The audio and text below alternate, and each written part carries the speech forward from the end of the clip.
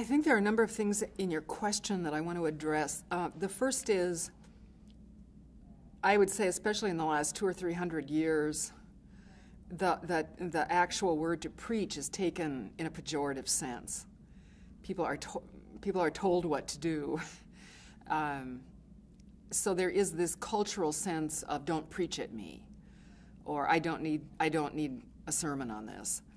Even in a secular sense, the sermon form itself, I think, has gotten a bad rap. Sometimes because people have experienced bad preaching, but also in a general sense, the fact that someone presumes to speak monologically in an authoritative way can be an irritant to people. So I think there's a historical issue that's swimming around with this.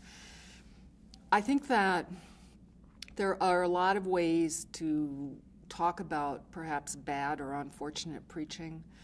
I think people come with different expectations of what they want the preacher to say, and if they don't hear it, they may be just as apt to say, "I'm going to find another church where somebody will tell me what I want to hear."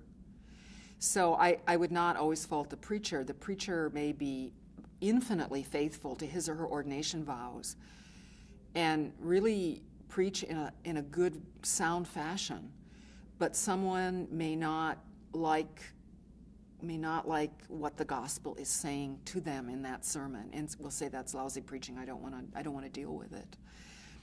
I think sometimes people get burned out as pastors and preachers, and their heart is not in it, and the people sense that, and they feel that it's falling short, and they may not always know why, but I think burnout might have something to do with it.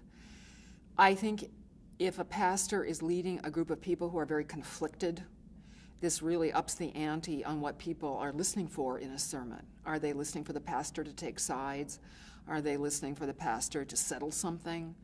Are they listening for, quote unquote, their viewpoint? And if they don't get it, what will they do? What will their response be?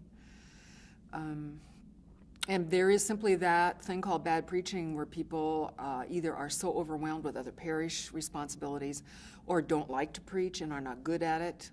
It's not a gift of theirs, that you do get poor preaching. And I think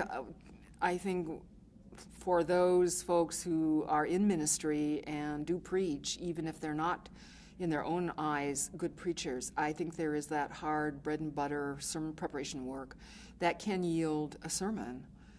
But it takes concentration, and it takes work, and it takes a willingness to improve.